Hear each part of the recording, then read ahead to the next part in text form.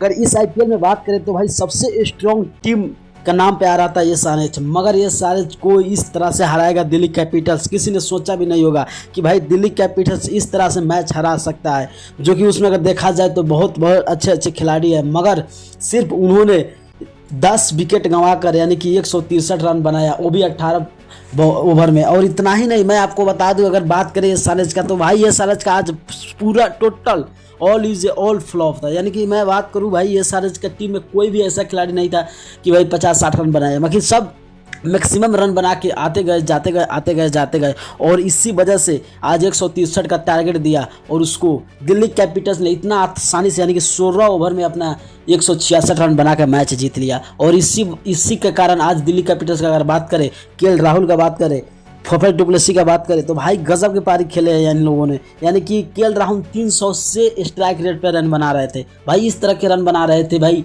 SRH बीच। और SRH की अगर बात करें तो भाई दिखने में 2025 में सबसे स्ट्रॉन्ग टीम था, मगर मेरे को अब लग रहा है कि सबसे स्ट्रॉन्ग नहीं भाई सबसे लास्ट में जा सकता है। तो आपको क्या लगता है कि 2025 का आईपीएल में एसआरएच का कैसा परफॉर्म रहेगा? आप छोटा सा कमेंट कर देना, अगर नहीं हो तो चैनल को सब्सक्राइब कर लाइक कर देना और पेज पर तो फॉलो करना। बाय, मिलता हूँ नेक्स्ट वीडियो।